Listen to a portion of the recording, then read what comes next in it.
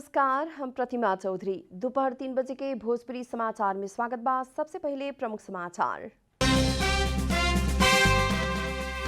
प्रतिनिधि सभा के बैठक संसद भवन बानेश्वर में जारी। रेलवे विधेयक अप्रत्यायन विधेयक पेश।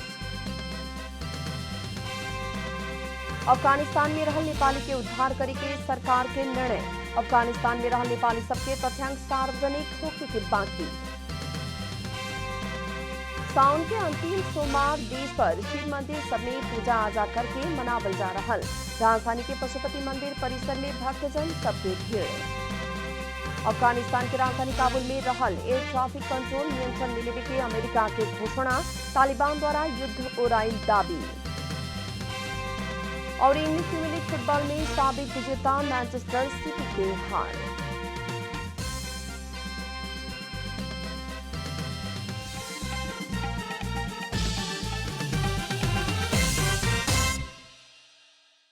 आप पूरा समाचार।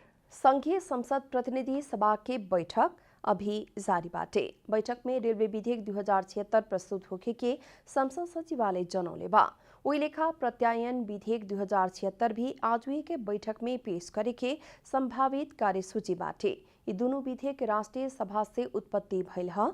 राष्ट्रीय सभा के बैठक बिहान दोपहर 1 बजे खातिर बुलावल गेल बा। सरकार अफगानिस्तान में रहल नेपाली सबके जल्दी से जल्दी उद्धार करे के निर्णय कैले बा। बालुवाटार में आज सवेरे बैठल मंत्रिपरिषद बैठक से अफगानिस्तान में रहल नेपाली सबके सकुशल रूप में जल्दी उद्धार करे के निर्णय कैल सरकार के प्रवक्ता ज्ञानेन्द्र बहादुर कार्की जानकारी देहने। अफगानिस्तान में विकसित घटना के प्रति गंभीर ध्यान देहत उहाँ रहल नेपाली के सकुशल शीघ्र उद्धार करे के आ उहाँ खातिर नेपाल सरकार के संबंधित निकाय सब समन्वयात्मक रूप से काम करेला निर्देशन देवे के निर्णय भइल कार्की बतौनी हा। इससे पहले प्रधानमंत्री शेरबहादुर देउबा अफगानिस्तान में रहल नेपाली सबके उद्धार करे के जिम्मेवारी सरकार से पूरा करे के बतौले रहनी। तालिबान लड़ाकू अफगानिस्तान कब्जा कैला संग ही उहाँ रहल नेपाली सब उद्धार के इंतजार में बाटे लोग। कुछ नेपाली सबके अमेरिका उद्धार करके दोहा पुगौले बा। अफगानिस्तान में कितना नेपाली सब बाटे एकर यकीन तथ्यांक सरकार सार्वजनिक नइखे कैले। भगवान शिव के प्रिय महीना सावन के आजो अंतिम सोमवारी देश भर के शिव मंदिर सब में शिव जी के पूजा आराधना करके मनावल जा रहल बा। सावन के पहिलका सोमवार से शुरू भइल सोमवारी व्रत शिव मंदिर सब में पूजा आराधना करके आजो समापन होखी। राजधानी के पशुपति परिसर में आजो व्रतालु भक्तजन सबके भीड़ लागल बाटे। कोरोना संक्रमण के जोखिम के कारण मूल मंदिर बंद रहला पर भी भक्तजन सब पशुपति परिसर में श्रद्धा भक्ति पूर्वक पूजा अर्चना कर रहल बाटे। पूजा करे आवे वाला कुछ भक्तजन संक्रमण से बचेला मास्क लगौले रहे तब बहुते भक्तजन जनस्वास्थ्य मापदंड पालना ना कैले रहे। भक्तपुर के डोलेश्वर महादेव मंदिर लगायत के शिव मंदिर सब में आजू सवेरे से ही भक्तजन सबके उपस्थिति बाटे। नेपाल धितोपत्र बोर्ड आपन अध्यक्ष भीष्मराज ढुंगाना से बेटी मार्फत कैल सर्वोत्तम सीमेंट के शेयर कारोबार के बचाव कैले बा। काल्हू प्रतिनिधि सभा अंतर्गत के अर्थ समिति के बैठक में बोर्ड के उप कार्यकारी निर्देशक डॉक्टर नवराज अधिकारी विवाहित बेटी से कैल शेयर कारोबार में अध्यक्ष ढुंगाना की संलग्नता भइल कौनो भी कानूनी प्रावधान न रहल स्पष्टीकरण देहने। बैठक में समिति के सदस्य सब परिवार के सदस्य सब के शेयर कारोबार में शामिल करा के शेयर बाजार कब्जा करे के खोजल कहत अध्यक्ष ढुंगाना प्रति आक्रोश व्यक्त कैले रहे। बोर्ड के तरफ से ओकर जवाब देवे के क्रम में उप कार्यकारी निर्देशक अधिकारी विवाहित बेटी परिवार भीतर पड़े के व्यवस्था धितो पत्र संबंधी कौनो भी ऐन में व्यवस्था न भइला से अध्यक्ष ढुंगाना के ओ विषय में विवाद में ताने ना होके के तर्क देहने। नगरेको हुँदा निजले कुनै पनि निर्णयमा बाबुको हक र नियन्त्रण नहुने हुँदा शेयर खरिद बिक्रीमा निज विवाहित छोरीको निजी निर्णय लिने हक रहने र स्वतन्त्र रूपले कार्य गर्न सक्ने देखिन्छ।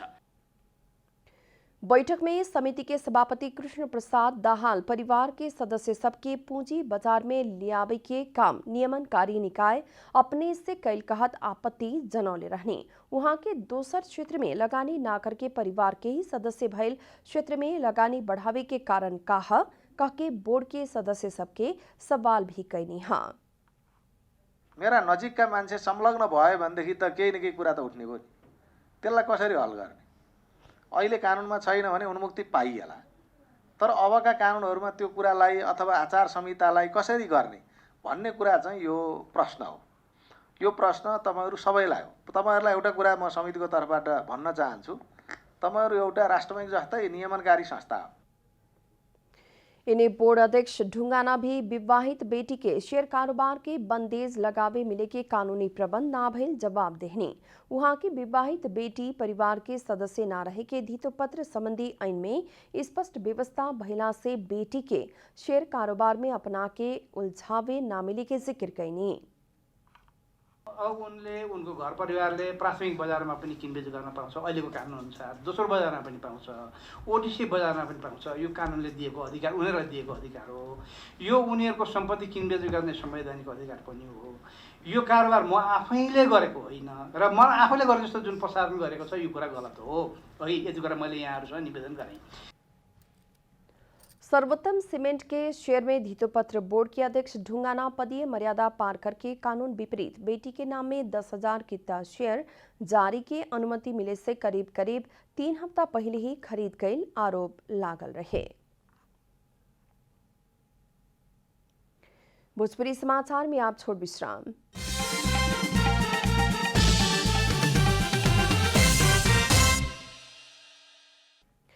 भोजपुरी समाचार में आप बाकी समाचार। थारू विद्यार्थी समाज चिकित्सा शिक्षा स्नातक तक के एकीकृत प्रवेश परीक्षा 2078 में 100% छात्रवृत्ति पावे में सफल होने वाला विद्यार्थी सबके सम्मान कैले बा। सम्मान कार्यक्रम में 4 जने विद्यार्थी के सम्मान कैल गेल रहे। थारू विद्यार्थी समाज चिकित्सा शिक्षा स्नातक तह के एकीकृत प्रवेश परीक्षा 2078 में 100% छात्रवृत्ति पावे में सफल होने वाला विद्यार्थी सबके सम्मान कैले बा। इतवार के यो कार्यक्रम के आयोजना करके थारू विद्यार्थी समाज चिकित्सा शिक्षा स्नातक तह के एकीकृत प्रवेश परीक्षा में उत्कृष्ट अंक ल्यावे वाला 4 जने विद्यार्थी के सम्मान कैलक। सम्मानित होके वाला में निश्चल राज चौधरी, नरेंद्र प्रताप चौधरी, अभिषेक चौधरी और बिक्की चौधरी रहल बा लोग। उ लोग के थप हौसला प्रदान करे के खातिर कार्यक्रम के आयोजना कैल आए वाला दिन में चिकित्सा क्षेत्र ही ना बल्कि दोसर विभिन्न क्षेत्र में उत्कृष्ट नतीजा ल्यावे में सफल विद्यार्थी सबके भी सम्मान करे के आदिवासी जनजाति विद्यार्थी महासंघ के अध्यक्ष तथा थारू विद्यार्थी समाज के अध्यक्ष चन्द्र प्रसाद चौधरी जानकारी देहनी। थारू विद्यार्थी समाजले हामीले यदि गर्न सक्छ भने हरेक क्रियाकलापमा राजनीतिक सेक्टरमा पनि उत्तिकै अब्बल हुनुपर्छ। यो देश हाँक्ने पनि क्षमता हुनुपर्छ ताकि एमबीबीएस मात्र जुनै सेक्टरमा हामी अगाडि बढ्नुपर्छ। कार्यक्रम में उत्कृष्ट नतीजा ल्यावे में सफल विद्यार्थी निश्चल राज चौधरी कड़ा मेहनत और परिश्रम से ही सफल होके के बताउने। परिवार के साथ हौसला और अपन कड़ा मेहनत और परिश्रम से ही सफलता मिले के उहाँ के कहनाम बा। एमबीबीएस इन्ट्रान्स टफ छ तर इम्पोसिबल छैन। तपाईहरुले धेरै कुरा हुन सक्छ तर म चाहिँ 3 इम्पोर्टेन्ट थिङमा ध्यान दिन्छु। त्यो चाहिँ फ्यामिली सपोर्ट, हार्ड वर्क र पेसेन्स र सेक्रिफाइस। यो 3टा कुरा भयो भने चाहिँ यु क्यान अचिभ एनिथिङ। कार्यक्रम में बोलत पूर्व युवा तथा खेलकूद मंत्री तेजुलाल चौधरी अभिभावक के अपन बाल बालिका के समय देव पर के और उ सब के शिक्षा में जोड़ देव पर के बताउने। वहाँ के बाल बालिका के जौन विधा में इच्छा बाटे उहे तरफ लागे खातिर प्रेरित भी कैनी। म्युजिशियनमा अलिकति उलाई ख्वाब छ भने हप्ताको एक दिन आफू पनि जानुस्, उलाई तालिममा दिन लगाउनुस्, आफू बाहिर बसेर चिया खाएर बस्नुस्। हप्ताको एकै दिन भए पनि उलाई फुटबलमा इन्ट्रेस्ट छ भने फुटबलतिर दिनु होला। कार्यक्रम में अभिभावक के तरफ से बोलत दिलीप कुमार चौधरी बाल बालिका के इच्छा मुताबिक ही उ सबके कर ना कर के अपने स्वेच्छा से पठन पाठन के व्यवस्था मिलावे खातिर अभिभावक के जिम्मेवारी रहल बताउने। प्रेसर फोर्सफुली कसैले कसैलाई पनि गर्नु हुँदैन। त यो पढ्नै पर्छ, त यो पढ्नुहुन्न भन्ने कुरा चाहिँ गर्नुहुन्न। उल्लाई चाहिँ एउटा हामीले लेसन चाहिँ दिनुपर्छ, उल्लाई गाइडलाइन चाहिँ दिनुपर्छ। कार्यक्रम में सहभागी सब बाल बालिका के उच्च शिक्षा और भविष्य के बारे में आपन धारणा रखले रहे। कैमरा में जयराज थपलिया के साथ अभिषेक सापकोटा, काठमाडौँ। संयुक्त ट्रेड यूनियन समन्वय केन्द्र JTUCC सामाजिक सुरक्षा योजना लागू करावेला अग्रसरता दिखौले बाटे। कोष के योजना सब श्रमिक मैत्री होते हुए भी कुछ संगठन आ संस्था के कर्मचारी ई विरुद्ध नियोजित ढंग से लागल कहत भादो 4 गते से 7 प्रदेश में सचेतना कार्यक्रम करे के आ सूचीकरण न होखे वाला प्रतिष्ठान के विरोध करे के कार्यक्रम आगे बढ़ौले बाटे। योगदान में आधारित सामाजिक सुरक्षा योजना के अभिन्न पक्ष और विपक्ष में करके दू धार में कर्मचारी सब विभाजित भइल बा। योजना से एगो पक्ष खाते आइल सेवा सुविधा समेत गंवावे के खतरा बढ़ल कहत ओकर विरोध कर रहल बा त दोसर पक्ष लागू होके परे में दबाव दे रहल बा। विशेष करके ज्यादातर बैंक तथा वित्तीय संस्था के कर्मचारी सब कोष में आबद्ध होके के इच्छा नइखे देखाउले और ई विरुद्ध विभिन्न कर्मचारी संगठन सब प्रचार छेड़ रहल बा। यद्यपि ये योजना श्रम ऐन अंतर्गत अनिवार्य लागू होके वाला हिसाब से ल्याउल गइल कार्यक्रम है। संयुक्त ट्रेड यूनियन समन्वय केन्द्र JTUCC सामाजिक सुरक्षा योजना एक मात्र श्रमिक मैत्री भइल और एकर विकल्प ना भइल कहत कार्यान्वयन करे खातिर भी विभिन्न कार्यक्रम सब सार्वजनिक कैले बा। अब हामीले चाहिँ सरकार र रोजगारदातातिर सहमतिमा आयो भनेर विश्वास गर्दाखेरि चाहिँ यो अलिकति चाहिँ कार्यान्वयनमा चाहिँ अलि फितलो भयो।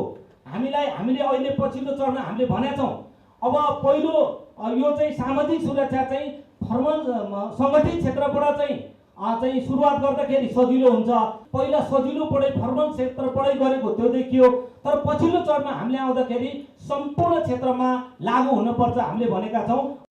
सरकार 2075 अगहन 11 गते देश में नया युग में प्रवेश कैल कहत पत्र पत्रिका में जौन रूप में सामाजिक सुरक्षा योजना आगे बढ़ौले रहे कर्मचारी सब लामबद्ध होके शरीक होके के आशा जौन रूप में कैल गेल रहे ओकर विपरीत ई विरुद्ध में भइल प्रचार से कोष के कार्यक्रम सब निष्प्रभावी जैसन बनत गइल बा। यद्यपि योजना के बारे में स्पष्ट होके वाला सब धीरे धीरे एमे आबद्ध हो रहल जनावल गइल बा। JTUCC ई बीच में दूरी कम करे के और योजना प्रति आकर्षण बढ़ावे खातिर श्रमिक सचेतना सरकार वाला सबसे छलफल और संचार माध्यम मार्फत प्रचार गरेको भइल बा। अब नेपालको सन्दर्भमा हामीले देखेका छौँ अब चाहिँ जो अलि बलियो छ जो अलि चाहिँ तगडा छ त्यसैको चाहिँ अलि चाहिँ कुरा सुनै हुने पनि एउटा स्थिति चाहिँ छ। यो अहिलेको सन्दर्भमा हामी सामाजिक सुरक्षाको विषयमा यो नेपाली श्रमिकहरूको सपना हो। यो सपनाको निम्ति चाहिँ श्रमिकहरूले चाहिँ छोड्ने स्थिति चाहिँ देखिँदैन। JTUCC सामाजिक सुरक्षा कोष प्रति के भ्रम चिरत रोजगारदाता के ज्ञापन पत्र बुझावे के एकरा बारे में छलफल बहस करे के कार्यक्रम भी आगे बढ़ौले बा। सूचीकृत ना भइल और सूचीकरण होके भी योगदान रकम जम्मा ना कैल उद्योग प्रतिष्ठान सब सरकार से देवेला सुविधा और सहूलियत रोका करे के दबाव देवे के समेत भइल बा। कैमरा में साजन थापा के साथ रूपा घिमरे की रिपोर्ट। अब आर्थिक समाचार।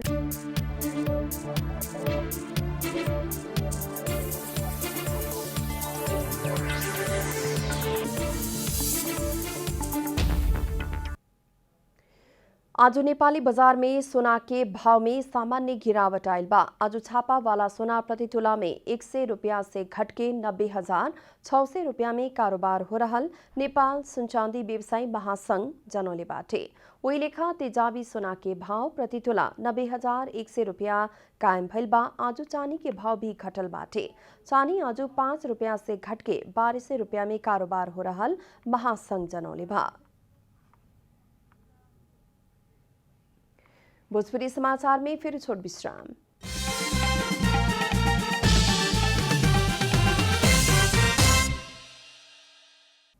आप खेलकूद समाचार।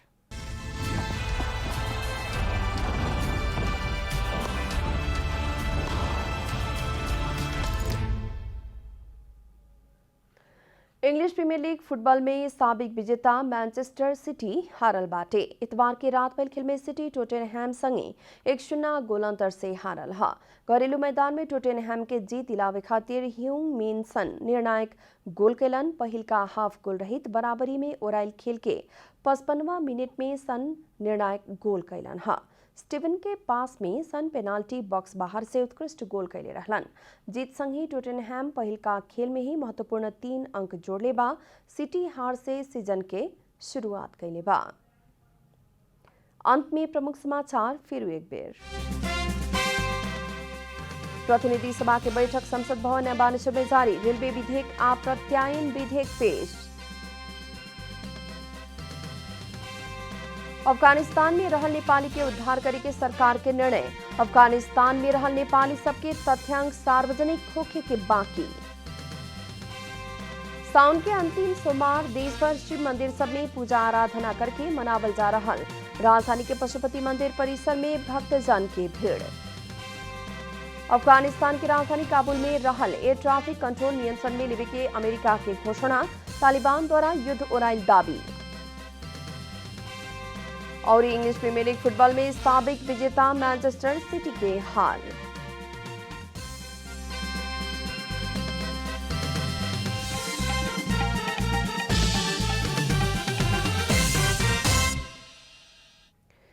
भोजपुरी समाचार अभी खातिर इतना ही। जनता द्वारा जनता खातिर प्रसारित जनता टेलीविजन के कार्यक्रम सब अपने यूट्यूब, ट्विटर, फेसबुक हमने के वेबसाइट जनतासमाचार.com में भी पढ़ आ देख सकतानी लोग। सूचना में अपने के सहभागिता, समय में समाचार, हमने के प्रतिबद्धता। नमस्कार।